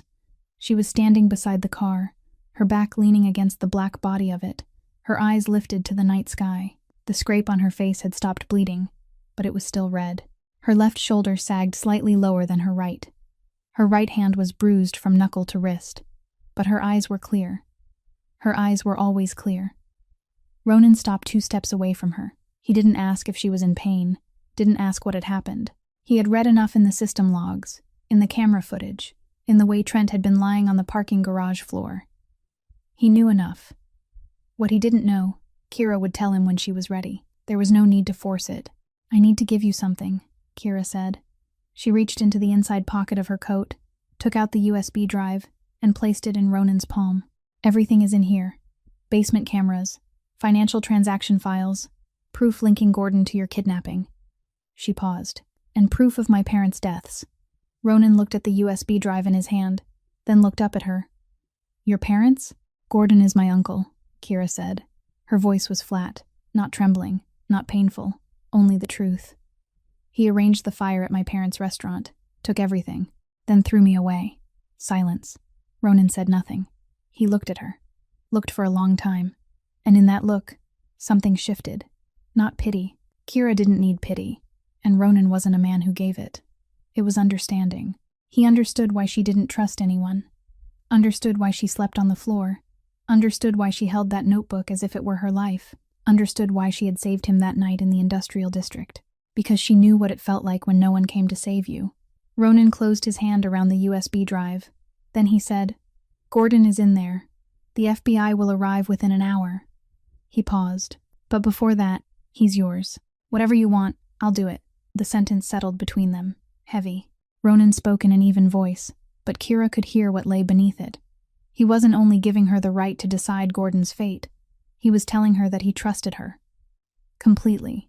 Whatever her decision was, he would follow it. Kira looked at him, then looked toward the warehouse door. Inside, Gordon Ashford sat in a chair, his hands restrained, waiting. She walked. Ronan didn't follow. He remained beside the car, watching her go inside. In the warehouse, white neon lights shone down on the concrete floor. Gordon sat in the middle, two subordinates standing behind him. When Kira entered, the two men looked at her, then at each other, but didn't stop her. Ronan had given the order. Kira stopped in front of Gordon. 3 steps away. 18 years. The last time she had seen him, she had been very small. She remembered him as large, tall. His voice loud and ringing, overpowering everyone in the room. But now, sitting on a chair, his hands restrained, sweat on his forehead, Gordon Ashford was smaller than she remembered. Older. And for the first time, weaker. Gordon lifted his head to look at her. His eyes were completely different from when he had sat in the 15th floor conference room. No more cold calculation. No more authority. Only fear. The kind of fear people had when they knew every road of escape had been blocked. "Kira," he said. His voice was hoarser than it had been a few hours earlier. "You have to understand. I had no choice. No choice." Kira heard those words and felt something stir inside her chest. Not anger. Anger had been finished in the parking garage with Trent. Not pain. Pain had been cried out in the kitchen at 2 o'clock in the morning. What stirred in her now was something she hadn't expected. Sadness. Sadness that a man could stand before the niece whose parents he had taken, whose childhood he had stolen, whose whole life he had ruined, and still say he had no choice. Kira looked at him. For a long time, without blinking, Gordon endured that look for a few seconds, then lowered his face. "You always had a choice," Kira said. Her voice wasn't loud, not angry, not painful. Only the truth, simple, clear, impossible to deny. Gordon didn't answer. His head remained lowered. His shoulders drew inward. He looked even smaller on that chair. Silence stretched on. 5 seconds. 10 seconds. 15 seconds. The warehouse was so quiet they could hear every person breathing. Then Kira turned away. She walked. Each step even. Not fast, not slow. Her back straight, her head not bowed. And she didn't look back. Not once. She stepped out through the warehouse door, the neon light behind her giving way to the darkness ahead. Ronan stood beside the car, exactly where she had left him. He watched her come out. "Give him to the FBI," Kira said. "I don't want to become him." 9 words. And those 9 words carried everything. Every rage she could have unleashed. Every blow she could have delivered. Every revenge anyone in her place would have chosen. She let it all go. Not because she was weak. Because she was stronger than that. Stronger than hatred. Stronger than Gordon. Strong enough to release it. Ronan watched her walk away, her back straight in the darkness, her footsteps light on the road. She didn't turn back. And in that moment, Ronan called her, the man no one dared come close to, the man who had built an empire from the dark, the man who had calculated every move of his life with cold reason, felt something he couldn't calculate. Not when she had taken down 4 kidnappers in the warehouse that night. Not when she had told him to his face that his test was too easy. Not when she had completed the security test in 4 minutes. Not when she had suggested fixing the system instead of punishing a person. Not when she had escaped the car at the gas station. Not when she had taken Trent down in the parking garage. But now, this moment, when she stood before the man who had destroyed her life and chose to walk away instead of destroy him in return. When she chose not to become what pain wanted to turn her into, this was when Ronan knew. He loved her. Not a loud love, not the kind people declared before a crowd, but the quiet kind of love, heavy and unchangeable. The kind that, once it came, stayed, forever. Ronan stood still for a few more seconds, watching Kira's figure grow smaller in the night. Then he took out his phone, called his lawyer. "Send the file to the FBI, right now." He hung up, looked up at the Chicago night sky, then walked in the direction Kira had gone. A few weeks passed. The city of Chicago was still loud, still bright with lights, still moving to its own rhythm. But in Kira and Ronan's world, everything had changed. Gordon Ashford and Trent Ashford were charged by the FBI. The charges included kidnapping, financial fraud, conspiracy to seize corporate assets, and involvement in the arson of the restaurant in Portland many years earlier. The USB drive Kira had kept inside her shoe that night became the core evidence. Financial transactions, camera footage, system logs. Everything matched. Everything was enough. Ronan's lawyer handled everything cleanly. The evidence was turned over to the FBI through legal channels. No trace of Ronan's fingerprints on any document. No direct connection. Exactly the way he operated. Fast, quiet, precise. 1 week after Gordon was arrested, the lawyer contacted Kira. Her parents' assets, the restaurant, the savings, the real estate in Portland, all of it was being frozen. As the sole heir, she had the right to reclaim everything. Kira sat in her room at the mansion, listening to the lawyer over the phone. Then she answered, "I don't need anything from him." The lawyer was silent for a few seconds. Then he asked again to be sure. Kira repeated it. Same voice, same sentence, then hung up.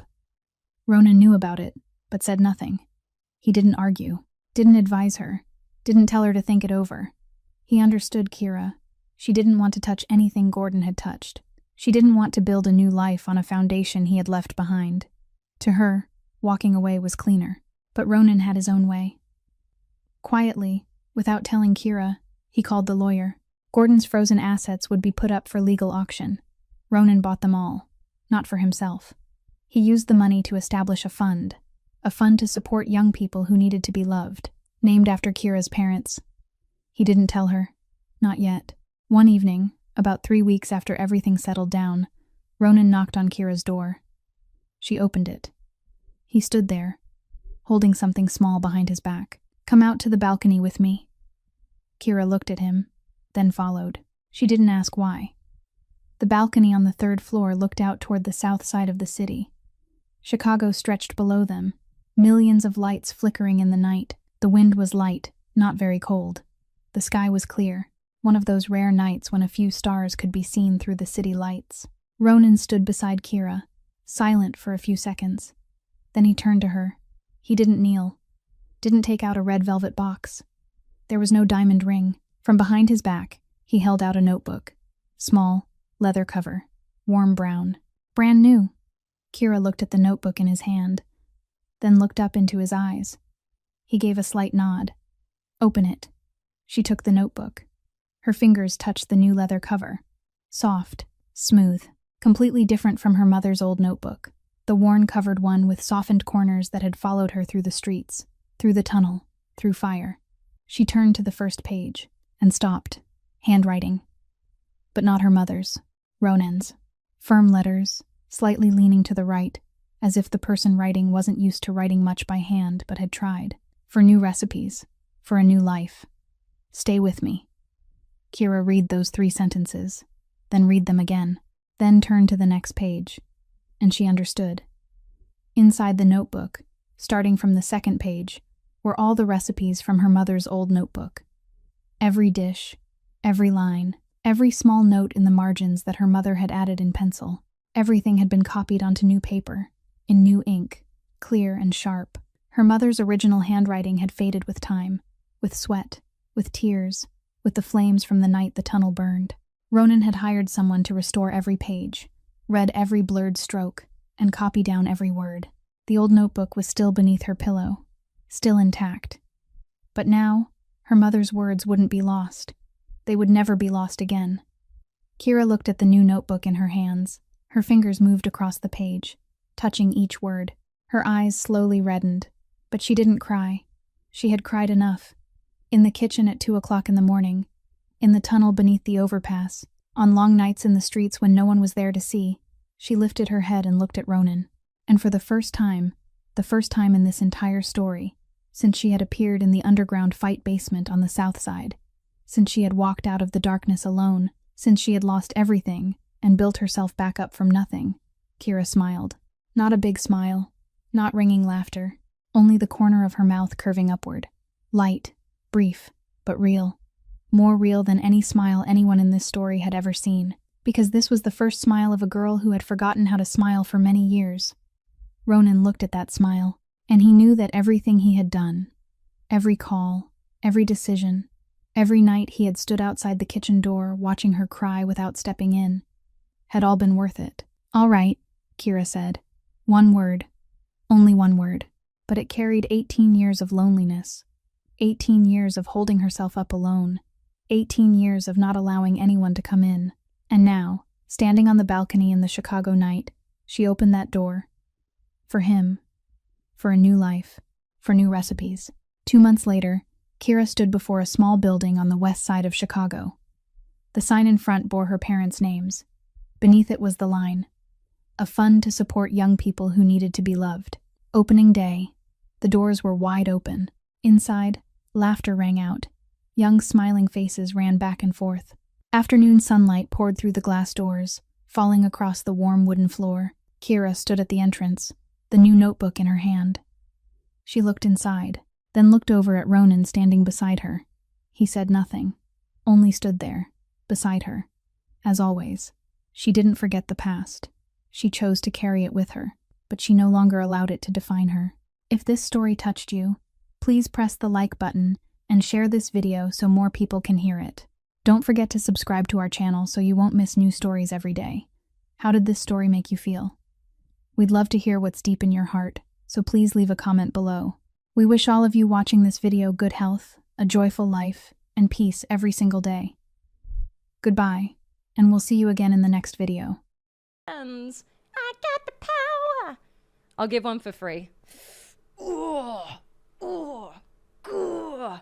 That one's for Sis. Thank you so much. Oh my gosh, I'm all hot and bothered. Thank you.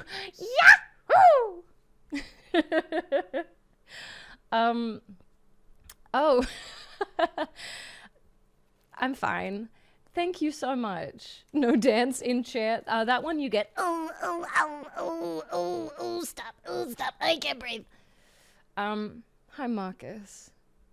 Free flexing. Warn me next time. I was looking away. It would be this smang. It's weird to smang without the music. That one's actually awkward. Thank you for the water, Nim. I'm doing well, Marcus. How are you? This is some more of my work. It's not